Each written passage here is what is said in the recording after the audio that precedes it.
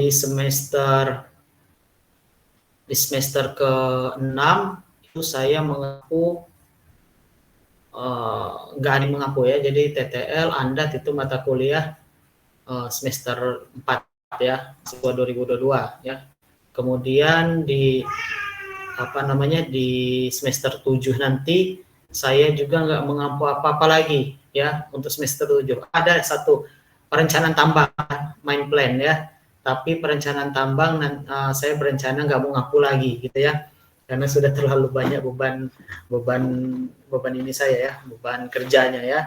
Jadi perencanaan tambang insya Allah itu semester ini saya terakhir mengampu ya. Jadi mulai dari semester 7 dan seterusnya nanti ya, kalian maksudnya ya, itu saya nggak mampu. Artinya kalau misalnya kalian nggak mengulang ya, kalau kalian mata kuliah wajibnya nggak ada yang ngulang, mata kuliah wajib saya, artinya ini adalah pertemuan terakhir kita di mata kuliah wajib dalam berkuliah ya. Kecuali kalian ngambil mata kuliah pilihan yang saya mengampunya ya, cuma 2 yang saya ngampu mata kuliah pilihannya ya, ada reklamasi sama aspek sosial gitu ya. Nah kalau misalnya kalian nggak ngambil itu, kemudian kalian nggak ada yang ngulang, nah ini pertemuan terakhir kita ya di perkuliahan gitu ya, di perkuliahan. Jadi mungkin nanti kita akan bertemu kembali ketika kalian menjadi mahasiswa bimbingan saya KP-nya ya, ataupun TA-nya, ataupun saya jadi penguji dari TA kalian gitu ya. Nah, jadi seperti itu ya, di semester ke-6, semester ke-7 itu saya nggak ada mengaku mata kuliah. Apalagi semester 8 ya, semester 8 kan anggaplah sudah ini ya, sudah nggak ada perkuliahan lagi gitu ya, meskipun masih ada gitu ya, tapi saya nggak mengampu di situ. Nah, jadi seperti itu ya. Nah, selanjutnya nanti TS-nya itu offline ya, kemudian nanti diawasi oleh jurusan ya. Jadi misalnya yang mengawasi itu ada tendik-tendik dari berbagai prodi ataupun yang pokoknya dia berada di bawah CTPI gitu ya.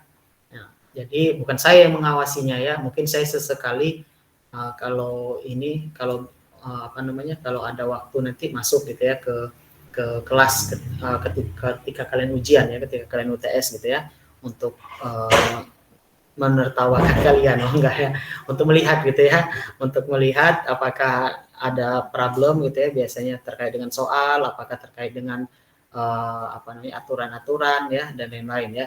Kalau aturannya Pak ya sama aja ya, sama seperti mata kuliah saya sebelum-sebelumnya gitu ya. ALE, ANDAT ya, peraturannya sama ya, TTL ya, begitu ya peraturannya sama saja gitu ya. Nah, kemudian cukup kayaknya ya. Jadi seperti itu. Sampai bertemu lagi nanti di bimbingan ya.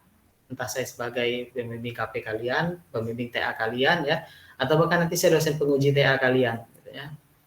Jadi di perkuliahan kita mungkin nggak ketemu lagi gitu ya, beberapa. Kalau beberapa ada yang mau ngulang ya nggak apa-apa gitu ya. Pak, saya mau ngulang ANDAT Pak gitu, karena saya belum puas sama Pak Rio. Nggak apa-apa ya, tahun depan kita ketemu lagi gitu ya. Bukan ANDAT Lingtam, maaf ya. Pak, saya mau ngulang lingkungan tambang Pak gitu, karena saya belum puas ketemu dengan Pak Rio, ya udah ya, tahun depan kita ngulang lagi lingkungan tambang gitu ya, nggak masalah gitu ya. Yang penting jangan melebihi 8 tahun kalau nggak salah ya, 16 semester ya, nggak salah ya, jatahnya 8 tahun atau 7 tahun gitu ya, pokoknya nggak boleh melebihi dari itu ya. Karena kalau udah melebihi dari itu ya kalian terpaksa dikeluarkan dengan paksa gitu ya dari ITERA gitu ya. Dapat surat cinta gitu ya, disuruh mengundurkan diri gitu ya. Jadi seperti itu. Oke, kita lanjutkan perkuliahannya ya. Ya, pada pertemuan minggu ke-7 ini kita akan membahas mengenai keterlibatan masyarakat serta prosedur dan sistematika AMDAL dan izin lingkungan ya.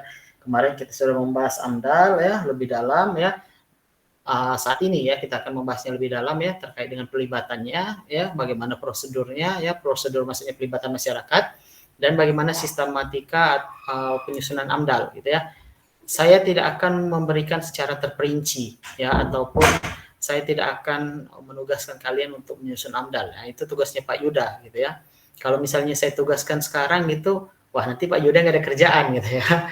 Nah, jadi nyusun AMDAL ya, kemudian secara terperinci apa yang dibahas, apa namanya, maksudnya bagaimana cara analisanya ya, kajiannya mengenai dampak terhadap lingkungan itu nanti ya setelah UTS gitu ya, sama Pak Yuda. Nah kemudian di sini juga kita akan belajar mengenai izin lingkungan.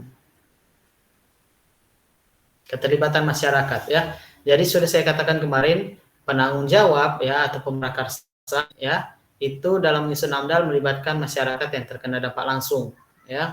Kemarin kan dibagi menjadi dua ya, menurut PP itu dibagi menjadi dua, masyarakat yang terkena dampak langsung itu digolongkan menjadi dua gitu ya. Masyarakat yang benar-benar terkena dampaknya langsung atau berbatasan dengan daerah wajib AMDAL-nya gitu, daerah kajian AMDAL-nya. Dan yang kedua itu adalah peneliti, ormas ya, ataupun pemerhati lingkungan yang telah melakukan pembinaan terhadap masyarakat yang terkena dampak langsung. Nah itu juga dikategorikan sebagai masyarakat yang terkena dampak langsung, gitu ya. Jadi bisa dilibatkan.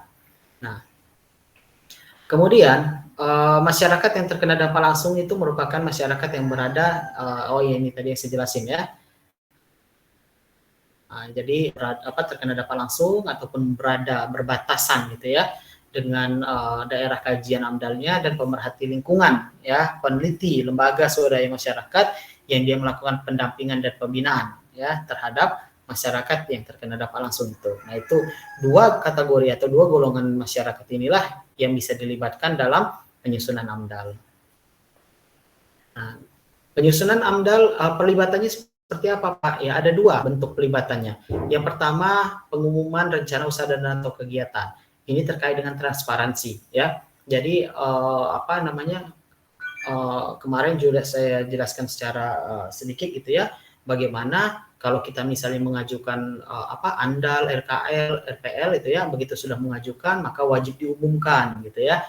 Pun begitu setelah AMDAL-nya terbit wajib lagi diumumkan gitu ya. Sehingga masyarakat yang terlibat atau yang terkena dampaknya ya itu bisa mengajukan saran, kritik ya, tanggapan ya kepada pemrakarsa gitu ya terkait dengan AMDAL-nya.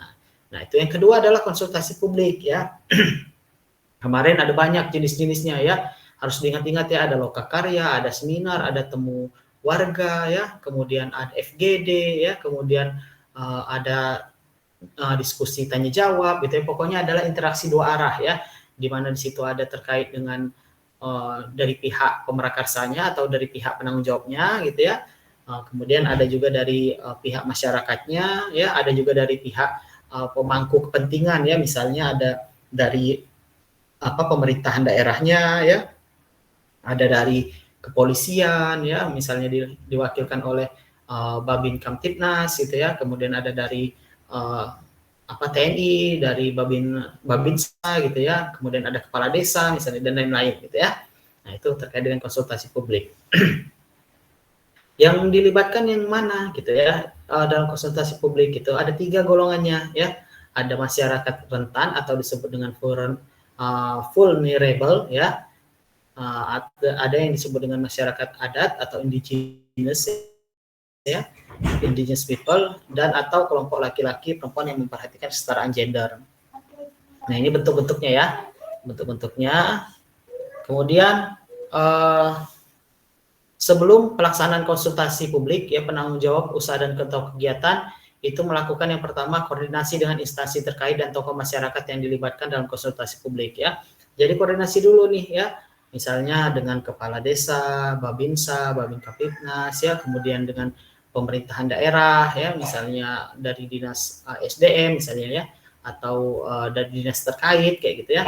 Nah kemudian dengan termasuk RT RW-nya kayak gitu ya, dan tokoh masyarakat ya, misalnya di situ ada kayak kemarin kalau kita lihat yang kasus Rempang itu ya, itu kan ada siapa namanya itu ya, siapa itu namanya yang tokoh masyarakatnya gitu, mereka di sana. Nah itu harus koordinasi dulu gitu ya, koordinasi dulu dengan tokoh masyarakat. Kalau di situ ada Pak Kiainya, koordinasi dengan Pak Kiainya gitu ya. Pokoknya siapapun yang di situ dianggap sebagai tokoh masyarakat gitu ya, yang dituakan, yang dihormati gitu ya, yang disegani. Nah itu dilibatkan ya.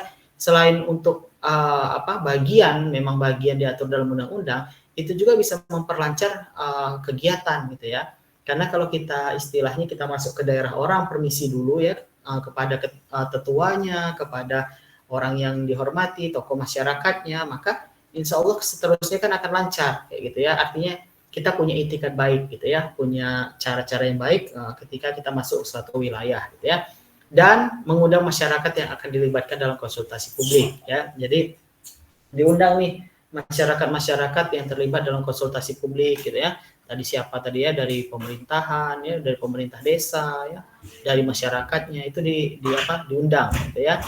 Nah, penanggung jawab usaha dan atau kegiatan dapat memilih salah satu atau kombinasi dari beberapa bentuk cara dan metode konsultasi publik tadi ya. Jadi kan banyak tuh ya. Kan banyak tadi ada lokakarya, ada temu warga, seminar dan lain-lain ya. Nah, dipilih salah satu boleh ya, atau kombinasi. Misalnya saya mau mengadakan seminar sekaligus temu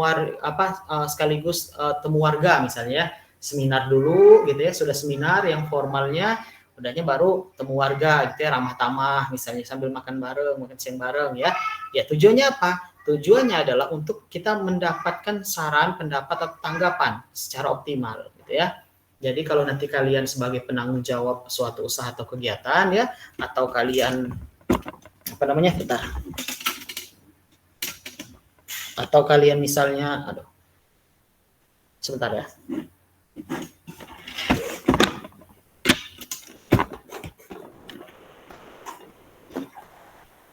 Ya, atau misalnya nanti kalian mempunyai tambang atau yang diberikan amanah oleh perusahaan untuk mengurus mengurus konsultasi publik gitu ya. Misalnya tolong Ani gitu kan dari perusahaannya, tolong kamu yang handle konsultasi publik ya. Nah, itu ya. Jadi harus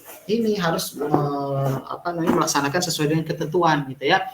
Kemudian Ani bisa memilih gitu ya, memilih salah satu ya, misalnya tadi itu ada lokakarya nih ya, FGD ya, seminar, boleh dipilih salah satu, misalnya ya udahlah kita seminar aja, oke, seminar gitu ya. Atau kita mau memilih kombinasi, misalnya di situ ada seminar ya, ada temu warga, kemudian ada dialog interaktif misalnya ya, silakan saja gitu ya. Yang pasti dipilih gitu ya, paling tidak satu gitu ya, boleh kombinasinya gitu ya. Nah, masyarakat yang terkena dampak langsung berhak mengajukan saran pendapat ya.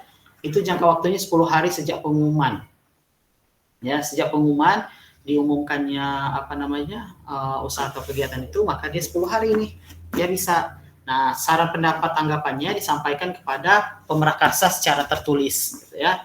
Jadi bukan dari mulut gitu ya, tapi secara tertulis gitu ya. Jadi ditulis, baik itu diketik, tulis tangan, itu pokoknya secara tertulis. Masyarakat yang terkena dampak langsung dia memberikan saran, pendapat, tanggapan ya pada saat konsultasi publik ya. Jadi ketika konsultasi publik ya, jadi bisa nih dia memberikan saran, pendapat dan tanggapannya pada saat konsultasi. Itu kan biasanya ada notulen ya, ada notulensinya, jadi dicatat gitu ya, apa saja tanggapan ya, saran ya, masukan gitu ya. Nah, saran, pendapat dan tanggapan ya yang disampaikan pada konsultasi publik dicatat dalam berita acara konsultasi publik gitu ya. Sehingga nanti kan ada nih berita acaranya gitu ya, apa saja pertanyaannya gitu ya, bagaimana situasi dari pelaksanaannya dan seterusnya. Pelibatan masyarakat yang terkena dampak langsung dilakukan sebelum penyusunan formulir kerangka acuan. Ya, artinya sebelum memulai menyusun AMDAL ya kan, karena dokumen pertama yang disusun dalam AMDAL itu kan formulir kerangka acuan ya. Jadi sebelum menyusun AMDAL yaitu sudah harus ada pelibatan ini gitu ya. Selanjutnya, masyarakat wajib mencantumkan identitas pribadi yang jelas sesuai dengan dokumen kependudukan dan dalam menyampaikan saran. Jadi makanya ketika melakukan pendapat ya, menyampaikan pendapat, saran, tanggapan gitu ya. Nama saya misalnya ya, nama saya Pujiono gitu ya, dari RT 06 lingkungan 1 misalnya, seperti itu. Jadi dia wajib menyampaikan identitasnya. Kemudian secara tertulis tadi ya, tanggapan, saran dan secara tulis dia wajib juga mencantumkan identitas pribadi yang jelas, misalnya KTP ya, kemudian apa yang jelas ya, misalnya ada paspornya gitu ya dan lain-lain ya. Saran paspor ya, ya bisa jadi loh, bisa jadi masyarakat ada yang punya paspor ya, jadi mungkin aja gitu ya. Saran, pendapat dan tanggapan masyarakat itu dapat berupa apa? Yang pertama dia informasi deskriptif ya tentang kondisi lingkungan. Jadi lingkungan di sini itu misalnya mayoritas orang bertani di sawah gitu ya, di mana sawahnya itu terdapat kurang lebih daerah sini berapa gitu, misalnya 20 hektar gitu ya, yang dimiliki oleh 5 kakak ya. Jadi kondisi lingkungannya kemudian di sini kondisi lingkungannya apa namanya seperti ini kayak gitu ya di sekitar lokasinya. Kemudian nilai-nilai lokal yang berpotensi terkena dampak kayak tadi ya. Misalnya Pak gitu, kalau misalnya tambang masuk, kami biasa mencari makanan di hutan. Kemudian nanti kalau misalnya hutan dibuka, bagaimana cara kami mencari makan? Nah, itu kan itu berpotensi ya terkena dampak apa namanya cara mereka cari makan itu. Nah, itu nilai-nilai lokal ya. Kemudian apalagi misalnya ada pemakaman, Pak di situ itu ada pemakaman leluhur kami. Kalau Bapak membuka tambang, itu makam leluhur kami gimana? Itu mau dilindas, apa mau dipindahkan atau gimana? Nah, ya. Jadi bisa disampaikan seperti itu ya. Dan atau aspirasi masyarakat, keinginan dan harapan terkait dengan rencana usaha gitu ya. Misalnya harapan kami Pak, tambang boleh beroperasi di sini, tapi paling tidak Pak itu apa namanya masyarakat di sini, pemuda-pemudi di sini itu bisa diserap menjadi tenaga kerja ya di perusahaan tersebut. Nah, itu kan keinginan, harapan gitu ya, aspirasi di masyarakat. Saran, pendapat, tanggapan masyarakat itu disampaikan menggunakan bahasa Indonesia atau bahasa lokal ya, bahasa daerah di situ ya. Kemudian berdasarkan saran, pendapat, tanggapan yang diterima, penanggung jawab mendokumentasikan dan mengolah saran tersebut ya. Kemudian wajib digunakan oleh penanggung jawab sebagai masukan dalam pengisian formulir kerangka acuan. Jadi digunakannya seperti itu. Dalam melakukan pengumuman ya, penanggung jawab wajib menyampaikan informasi secara ringkas, benar, tepat ya. Mengenai apa? Mengenai nama dan alamat penanggung jawabnya. Misalnya tadi penanggung jawabnya itu adalah Ani gitu ya, namanya Fatimah Nuryani gitu ya, alamatnya di mana gitu ya. Kemudian jenis usahanya apa jenisnya, misalnya pertambangan mineral gitu ya, mineral apa misalnya emas gitu ya.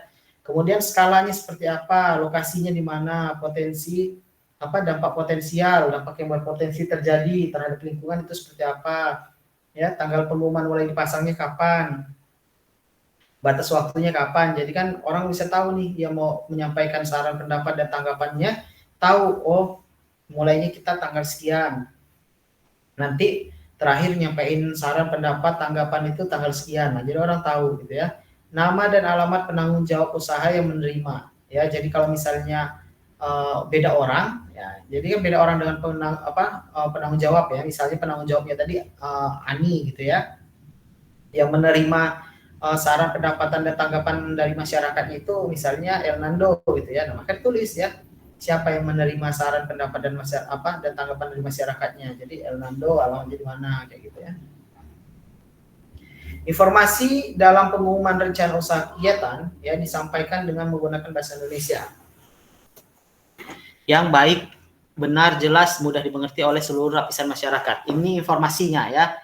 Jadi bukan saran, pendapat, tanggapannya tadi ya. Kalau saran, pendapat, tanggapan bisa bahasa Indonesia, bisa bahasa daerah lokal gitu ya.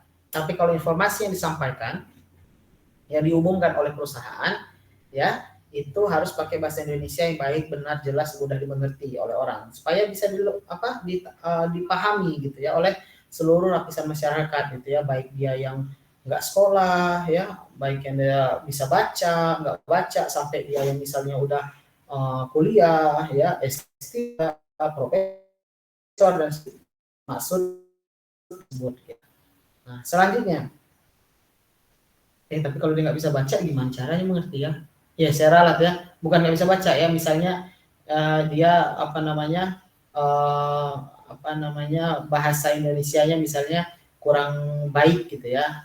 Masyarakat kan di desa atau di pedalaman kan sering bisa bahasa Indonesia tapi kurang memahami gitu ya, kurang bisa lah gitu ya, kurang baik bahasa Indonesianya. Nah, maka ya silakan gunakan bahasa Indonesia yang baik, benar, jelas ya, dan mudah dimengerti ya. Selain menggunakan bahasa Indonesia, bisa juga menggunakan bahasa daerah atau lokal ya.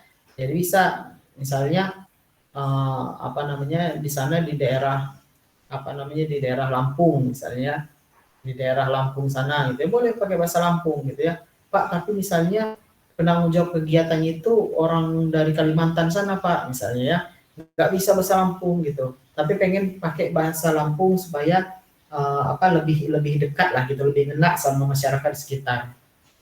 Ya udah, tinggal panggil misalnya siapa yang bersedia untuk apa menjadi translator gitu ya, apa namanya menerjemahkan bahasa Indonesia ke dalam bahasa lokal gitu. Nah, bisa seperti itu ya. Pengumuman ya itu disampaikan melalui media massa dan atau pada lokasi usaha atau kegiatan ya. Jadi bisa dipilih salah satu, bisa kedua-duanya. Ya, jadi mau mengumumkan di media massa boleh ya, mengumumkan di lokasi usaha kegiatan boleh, ataupun kedua-duanya diumumkan ya, melalui kedua-duanya bisa juga ya. Selain media yang wajib digunakan untuk melakukan pengumuman penanggung jawab ya, dapat menggunakan media lain. Nah, jadi ini wajib nih. Yang wajib itu media massa ya, dan atau pada lokasi kegiatan. Ada nggak wajib nih ya? Ada nggak wajib, tapi boleh diumumkan di sini. Misalnya di media cetak seperti brosur, pamflet, spanduk ya, misalnya pasang spanduk gede-gede gitu ya. Apa namanya? Pengumuman, nah itu ya bisa juga seperti itu. Atau media elektronik ya seperti TV ya, jejaring sosial bisa ya. Apalagi sekarang kan perusahaan-perusahaan itu udah punya, banyak yang punya media sosial gitu ya, bahkan centang biru gitu ya. Bahkan centang biru gitu ya. Jadi seringkali juga perusahaan itu mengumumkannya lewat media sosialnya ya, lewat Instagramnya misalnya ya, atau dia punya X gitu ya, bukan Twitter ya, X gitu ya, punya X diumumkan di X gitu ya, atau dia mainnya Facebook gitu ya, perusahaannya mainnya Facebook, diumumkan Facebook, boleh seperti itu ya, tapi itu kan wajib. Artinya kalaupun nggak diumumkan di platform-platform tersebut ya nggak masalah gitu ya, tapi boleh gitu ya ketika kita mau mengumumkan, karena yang wajib tadi ada dua tadi ya, di media massa sama di lokasi. Selanjutnya, bisa di papan pengumuman ya, di instansi lingkungan hidup ya. Jadi misalnya kalian pasang papan pengumuman juga di dinas lingkungan, misalnya dinas lingkungan provinsi, boleh gitu ya, pokoknya yang terkait dengan lingkungan hidup instansinya ya, atau instansi yang membidangi usaha tersebut, misalnya dinas SDM, boleh seperti itu ya. Dan media lain yang dapat digunakan. Prosedur dan sistematika izin lingkungan. Jadi setiap kegiatan yang wajib AMDAL atau UKL-UPL wajib memiliki izin lingkungan. Sebentar.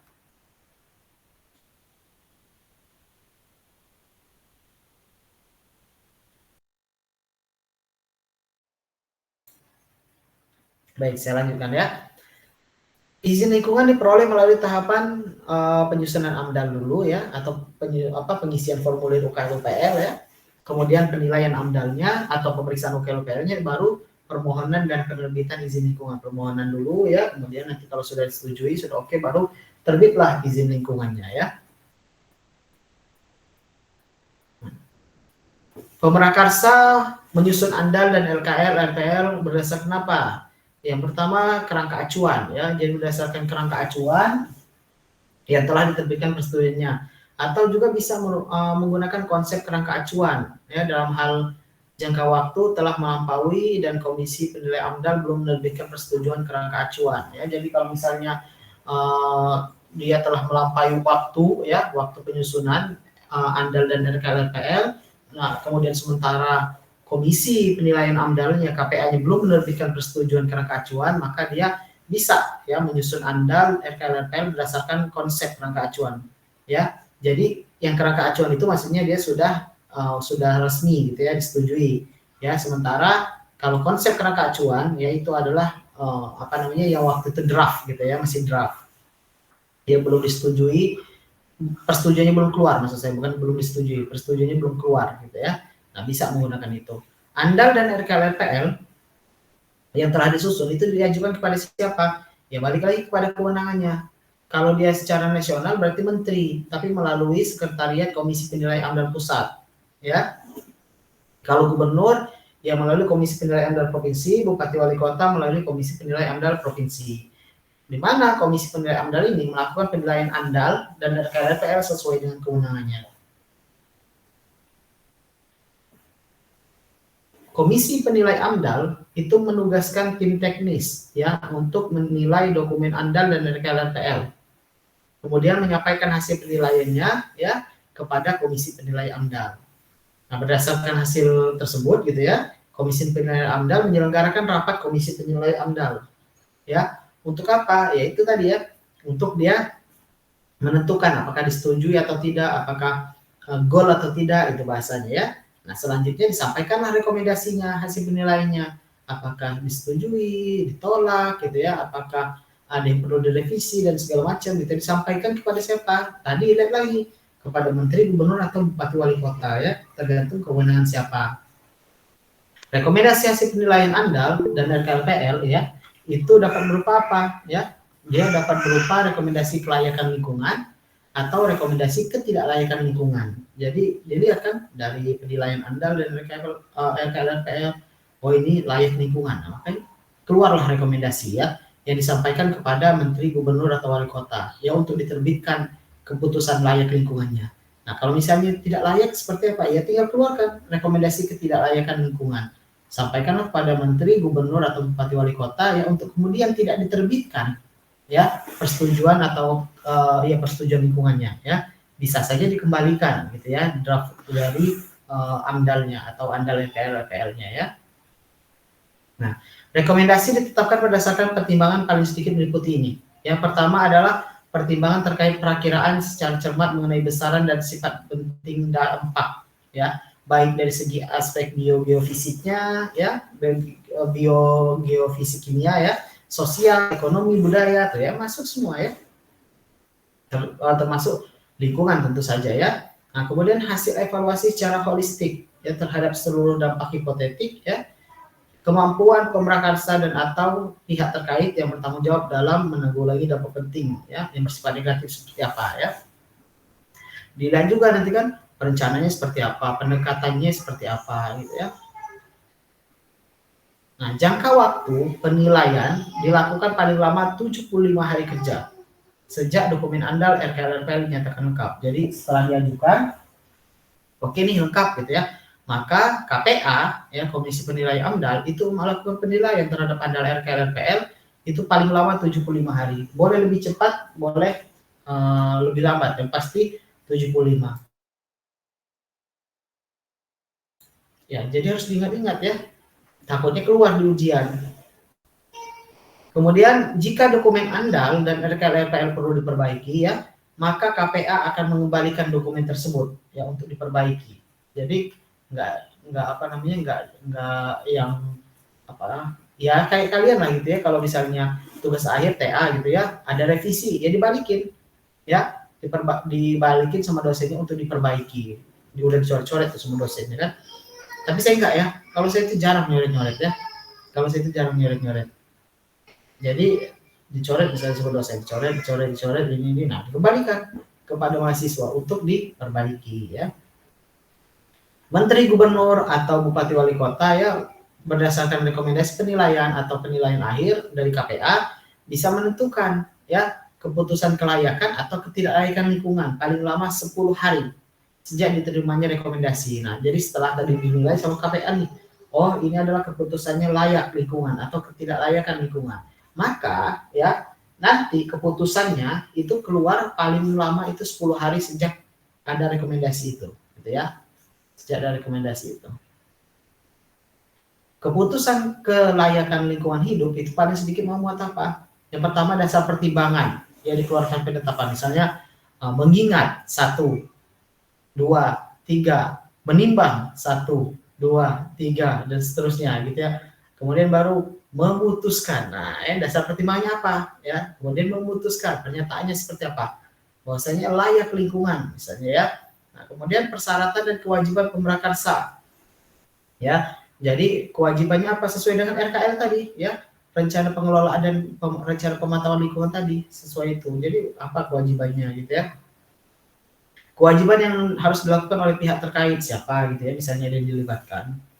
Keputusan ketidaklayakan lingkungan hidup itu memuat apa? Yang pertama dasar pertimbangannya, yang kedua pernyataannya. Ya, jadi setelah menimbang, misalnya, kemudian setelah mengingat, menimbang, memutuskan, ya, bahwasanya itu tidak layak lingkungan. Nah, maka nanti pernyataan ketidaklayakan lingkungannya akan dikeluarkan, keputusannya ya. Permohonan izin lingkungan diajukan secara tertulis kepada Menteri, Gubernur, Bupati atau Wali Kota sesuai dengan kewenangannya ya. Kemudian permohonan izin lingkungan harus dilengkapi apa? Yang pertama dokumen AMDAL atau formulir UKL ya, bergantung dia usaha atau kegiatannya wajib apa gitu ya. Dokumen pendiriannya dan profil usahanya. Setelah menerima permohonan izin lingkungan ya, maka Menteri, Gubernur, Bupati atau Wali Kota wajib mengumumkan permohonan izin lingkungan yang telah diajukan ya. Pengumuman ya untuk usaha yang wajib AMDAL dilakukan oleh Menteri, Gubernur, Bupati, Wali Kota. Ya, pengumumannya itu bisa melalui multimedia dan papan pengumuman paling lama 5 hari ya sejak diajukan dinyatakan lengkap secara administrasi ya. Nah, kemudian setelah keluar pengumumannya, maka masyarakat bisa nih menyampaikan saran, pendapat ya, tanggapan, kritik apapun itu ya. Itu paling lama 10 hari. Kemudian saran, pendapat, dan tanggapannya disampaikan melalui wakil masyarakat yang terkena dampak atau organisasi masyarakat yang menjadi anggota Komisi Penilai AMDAL. Sementara, ini sama ini. Ya, sementara yang wajib UKL seperti apa? Ya, waktunya lebih sedikit. Kalau yang wajib UKL dia hanya 2 hari untuk mengumumkan, terus masyarakatnya bisa menyampaikan pendapat itu 3 hari. Ya, jadi harus dibedakan ya. Harus dibedakan. Biasanya AMDAL itu yang waktunya lebih lama. Ya, waktu untuk menyampaikan pendapat, waktu untuk mengumumkannya lebih lama ya, dibandingkan yang dia usahanya wajib UKL.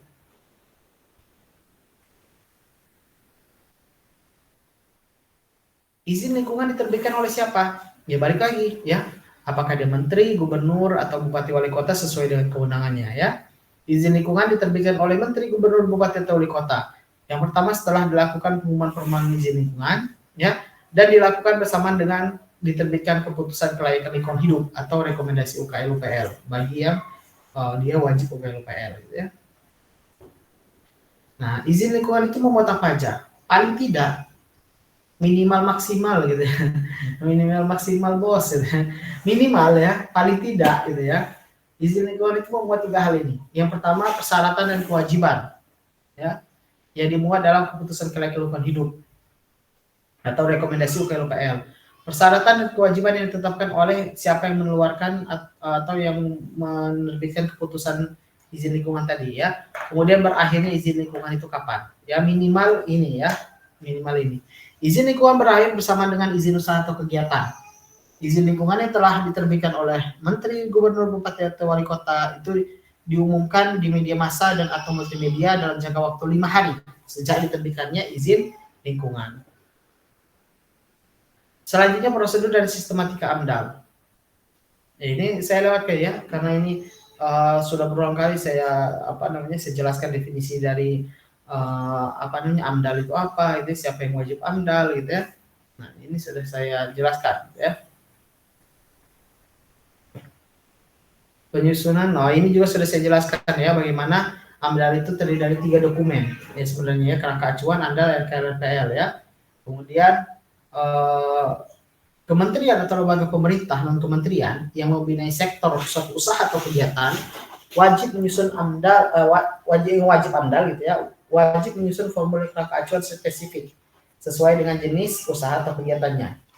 Di mana formulir kerangka acuannya itu terdiri atas yang pertama formulir pelingkupan, yang kedua itu formulir metode studi AMDAL. Sebentar.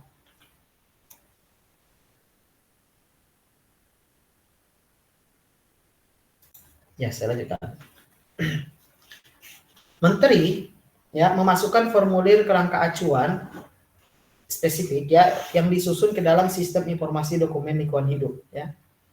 Kemudian penanggung jawab usaha atau kegiatan mengisi formulir kerangka acuan tersebut ya dalam sistem informasi dokumen lingkungan hidup.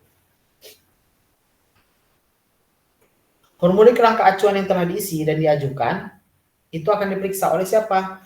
Ya, oleh siapa penanggung jawabnya atau wewenangnya siapa? Ya, menteri, ya, apakah gubernur ataukah bupati atau wali kota. Pemeriksaannya dilakukan paling lama 10 hari sejak formulir kerangka acuan diterima, ya. Hanya 10 hari pemeriksaannya. Meskipun ini diatur undang-undang, tapi meskipun kenyataannya di lapangan kadang lama sekali ya. Apalagi kalau katanya kalau nggak ada perizinnya gitu ya, lama sekali ya, tapi wallahu alam ya. Tapi itu semua sebenarnya diatur di undang-undang ya.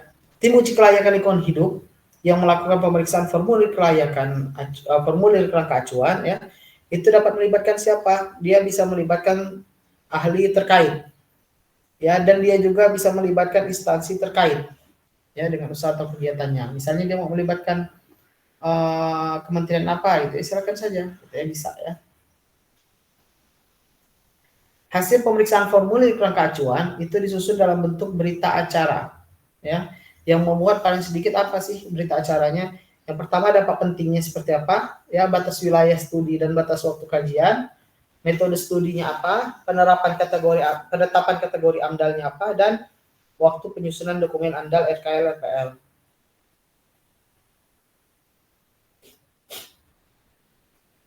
Penanggung jawab usaha dan contoh kegiatan menyusun dokumen AMDAL berdasarkan formulir kerangka acuan ya. Jadi seperti saya katakan kemarin ya, dia harus sistematis ya, nggak bisa langsung loncat ke AMDAL atau RKL RPL gitu ya, tanpa membuat formulir atau mengisi formulir kerangka acuan ya. Jadi sistematis gitu ya.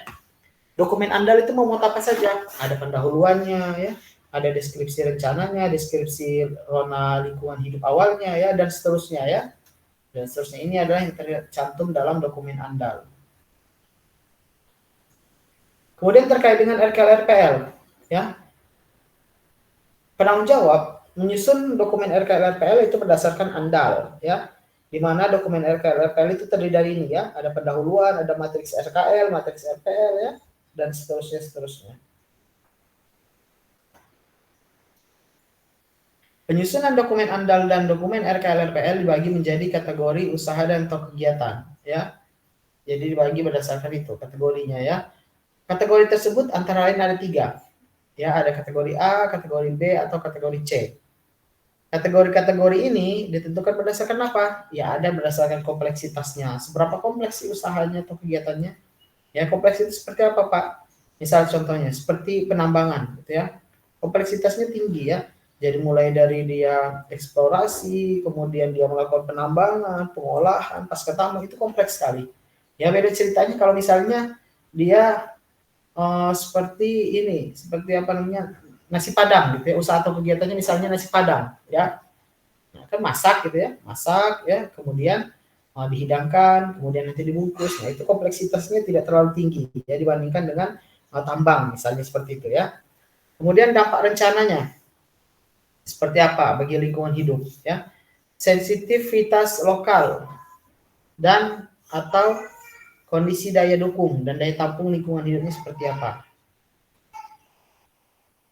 Nah, penyusunan dokumen AMDAL dan dokumen RKRPL itu dalam jangka waktu berapa lama bergantung pada kategorinya. Kalau kategorinya A berarti dia 180 tahun, hari. Bukan tahun ya, hari ya. Kelamaan 180 hari ya. 180 tahun kelamaan ya. Keburu nanti yang menilai AMDAL-nya udah ganti orang gitu ya. Kategori B paling sedikit 120 hari dan kategori C 60 hari paling sedikit ya.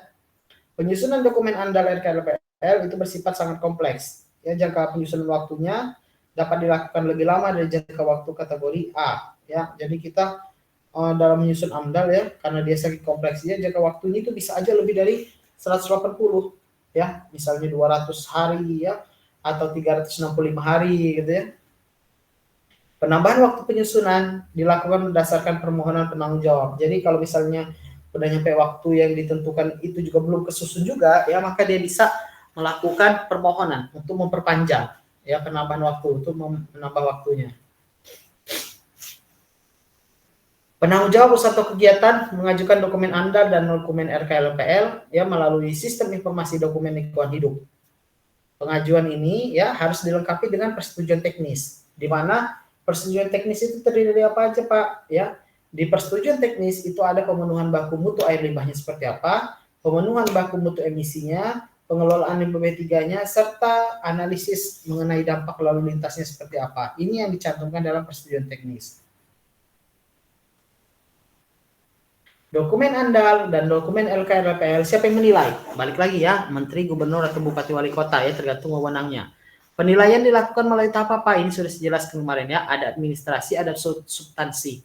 Kalau administrasi itu terkait dengan kelengkapan berkasnya ya, lengkap nggak berkasnya, kemudian bagian ini ada nggak gitu ya, misalnya biodata perusahaannya apa, identitas perusahaannya ada nggak, nah itu dicek ya. Kalau sudah kayak CPNS nih ya, kayak CPNS gitu kan, dicek gitu ya, ada namanya seleksi administrasi ya, dicek sesuai nggak dengan persyaratannya ya, sesuai nggak dengan pendidikannya, kemudian apa saja persyaratannya yang kurang dan lain-lain, itu administrasi ya.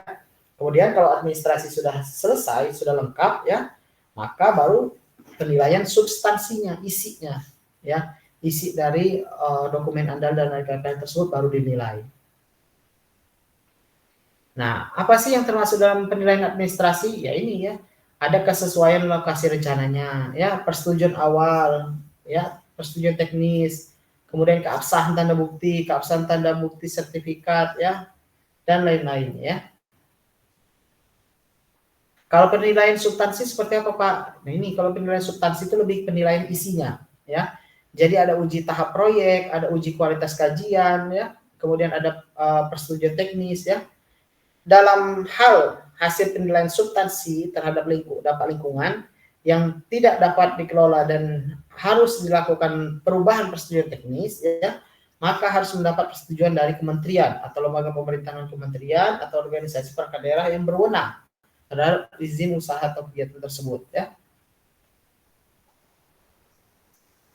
Penilaian substansi dilakukan melalui rapat uji kelayakan lingkungan. Jadi kita rapat nih, ayo kita menilai substansinya. Rapat gitu kan, timnya ya, rapat timnya ya. Boleh secara tatap muka atau secara langsung, boleh juga daring ya, online. Itu yang boleh saja ya. Nah, dilakukan lebih dari satu kali apabila usaha atau kegiatan bersifat kompleks dan melibatkan banyak pihak. Jadi nggak usah harus buru-buru sekali rapat selesai gitu ya. Kalau memang dia kompleks dan melibatkan banyak pihak ya, maka bisa lebih dari satu kali ya. Misalnya kayak tambang tadi ya, dia kompleks, kemudian banyak pihak yang dilibatkan, ada masyarakatnya, kemudian ada pemerintahannya, ada kepolisiannya, ya, ada ahlinya dan seterusnya. Maka kalau dia kompleks seperti itu ya, maka dia bisa melibatkan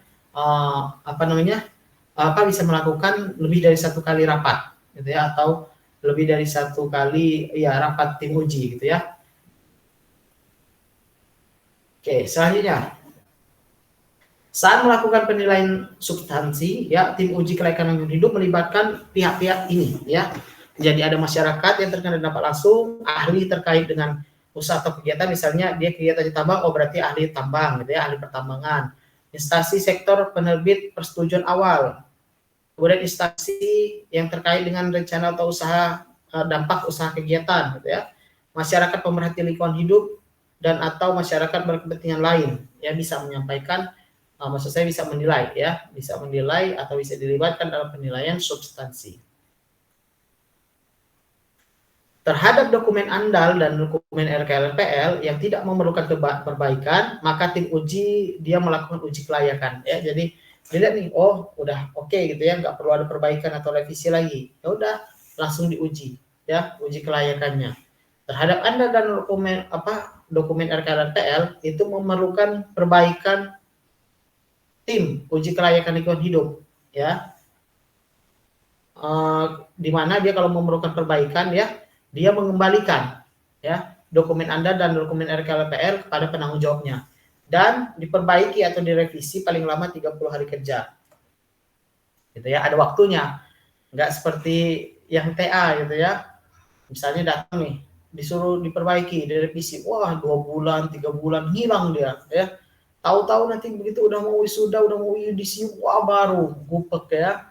Gupek masa-masa dosennya untuk minta diluluskan, untuk bisa minta disegera seminarkan dan seterusnya ya. Nah selama ini kemana aja gitu ya, selama ini kemana aja gitu. Nah jadi kalau mereka ini udah ada ketetapannya waktunya ya, paling lama 30 hari kerja gitu ya. Kalau lebih dari itu Pak ya berarti dianggap mereka nggak memperbaiki ya, maka ya sudah selesai ya. Apa yang mau dinilai kalau hasilnya tetap begitu-begitu saja gitu ya. Oke, sampai di sini ada yang ditanyakan? Tidak ada? Baik, kalau tidak ada. Ya, jadi seperti itu ya. Sekali lagi, nanti minggu depan hari Jumat jam 10, jam 10 ya, tanggal 20, itu kalau nggak berubah, kalian ujian UTS ya, ujian tengah semester ya, di mana offline ujiannya. Jadi dipersiapkan ya, dipersiapkan pensil lah ya. Oh ya, kalau misalnya nanti soalnya esai ya, usahakan pakai pena ya. Pakai pensil nggak boleh Pak, boleh asal terang. Tapi masalahnya ya, ada kalian itu yang dia pakai pensilnya itu pensil goib gitu ya. Pensil goib itu seperti apa Pak? Ya kalau kalian tahu ya film-film gitu ya, film-film hantu ya, itu kan setannya itu kakinya nggak nampak gitu ya. Bukan nggak napak ya, nggak napak di tanah gitu ya, atau nggak napak di permukaan lah gitu ya, di permukaan bumi gitu ya, nggak napak seperti itu ya. Nah sama, jadi pensil kalian itu ada yang seperti itu, tidak napak gitu ya. Jadi tulisannya itu tuh kurang terang gitu ya. Jadi kayak ya kayak ini, kayak kayak printer kalau mau habis tintanya gitu ya. Jadi nggak jelas gitu ya tulisannya apa ya, karena ujung pensilnya itu waktu nulis mungkin nggak terlalu napak gitu ya, nggak terlalu napak di kertasnya gitu ya. Jadi nggak jelas gitu ya. Jadi usahakan pakai pena gitu ya. Jadi saya juga jelas bacanya. Pak, kalau misalnya nggak jelas gitu gimana Pak? Ya udah, saya mah prinsipnya itu ya berkeadilan gitu ya. Dalam artian kalau misalnya nggak bisa saya baca, ya mau gimana saya nilainya gitu ya. Saya harus adil gitu ya. Kalau memang nggak bisa baca saya, jadi effortnya harus saya bagi sama rata ya, untuk 100 orang di kelas ini gitu ya. Jadi kalau misalnya yang satu saya, karena dia mudah dibaca, jadi saya cepat ngoreksinya, set. Nah, kemudian ketemu yang susah dibaca, ya udah sama juga, ngoreksinya cepat aja gitu ya. Jadi kalau misalnya nggak bisa kebaca, ya udah lewatin, salah gitu ya, dan seterusnya gitu ya. Jadi usahakan pakai pena gitu ya, pakai ballpoint ya. Oke, kemudian nanti setelah UTS sekali lagi sama Pak Yuda ya. Nah, nanti tanyain aja Elnando, mana Elnando? Elnando. Iya, Pak. Ya, nanti setelah UTS ya, bisa dihubungin Pak Yudanya ya untuk teknis perkuliahan seperti apa, apakah offline, apakah online gitu ya, dan seterusnya ya. Iya, Pak. Kalau pengalaman tahun lalu sih disuruh membuat AMDAL ya. Nah, nggak tahu kalau tahun ini ya. Kalau tahun ini nggak tahu. Kalau sama Pak Yuda ya. Kalau sama saya ujian aja ya. Nah, kemudian kayaknya cukup ya. Kayaknya cukup. Ada pertanyaan sebelum saya akhiri? Tidak ada. Baik. Cukup jelas, Pak. Cukup jelas ya. Baik. Mungkin cukup sekian perkuliahan kita ya pada semester ini dan pada ITERA pada perkuliahan di ITERA ya, karena seperti saya katakan tadi, kemungkinan besar kita tidak akan bertemu lagi di perkuliahan kecuali dua hal. Yang pertama, kalian ngulang ya. Yang kedua, kalian mengambil mata kuliah pilihan saya. Ya, kenapa Hernando? Ada yang ditanyakan? Pak, untuk kisi-kisi UTS-nya gimana, Pak? Ada ini nggak, Pak? Ada kisi-kisi nggak, Pak? Oh iya, kisi-kisi ya, saya lupa ya. Kisi-kisinya itu materi dari minggu ke-1 sampai minggu ke-7 ini ya. Jadi silakan dipelajari ya. Butuh bahan nggak? Butuh bahan belajar nggak kalian? Maksud saya kalau butuh saya kirimin materi ini gitu ya, materi minggu 1 sampai 7. Tapi kalau nggak butuh nggak apa-apa. Butuh, Pak, butuh. Betul ya. Nah, nanti saya kirimkan melalui Elnando aja ya, link ininya, link drive-nya. Jadi bisa di-download di situ ya. Jadi kisi-kisinya itu ya. Kisi-kisinya yang pasti perbanyak atau perdalam materi di minggu ke-7 ini, di minggu terakhir ini ya. Karena sejujurnya 50% itu dari materi minggu ke-7. ya. 50%-nya lagi dibagi dari minggu pertama sampai minggu ke-6. Ya, sudah saya kasih kisi-kisi nih, ya. Ya, 50% pertanyaan itu, ya, itu dari materi minggu ke-7 ini. Artinya kalau kalian menguasai minggu ke-7 ini, paling tidak kalian udah dapatlah poin kalian 50 gitu ya.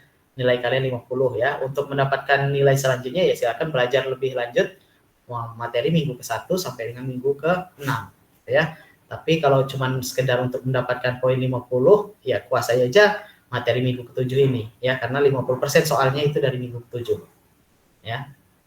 Baik. Oke, cukup sekian pertemuan kita ya, sampai bertemu lagi di lain kesempatan ya. Saya mohon maaf apabila ada kesalahan ya, baik dari semester 3 ya sampai dengan semester ini. Kenapa Pak kok kayak berpisahan ya? Karena saya nggak ngajar kalian lagi gitu ya. Saya nggak ngajar kalian lagi. Kita ketemu, saya bilang tadi, kalau nggak di pembimbing ya, di penguji gitu ya. Kecuali ya kalian ngambil atau ngulang mata kuliah wajib dan ketemu lagi di mata kuliah pilihan gitu ya. Tapi kalau misalnya kalian nggak ngulang, terus nggak ngambil mata kuliah pilihan saya, yakni reklamasi dan aspek sosial, atau udah ngambil gitu ya, nah, maka kita tidak ketemu lagi gitu ya. Nah, oleh sebab itu saya mohon maaf ya apabila selama mengajar dari semester 3 sampai dengan semester ke berapa ini? Semester kelima ya. Ya, semester kelima ini ya. Mungkin ada suatu hal yang tidak mengenakan ya, ada suatu hal yang mengganjal gitu ya di dalam hati ya. Apa namanya, saya mohon dimaafkan. Ya, begitupun kalian ya, kalau kalian ada yang mungkin beberapa kali apa namanya ada gak enak sama saya gitu ya, baik perkataan ataupun tingkah laku kalian, insya Allah sudah saya maafkan gitu ya. Nah, sampai bertemu lagi ya.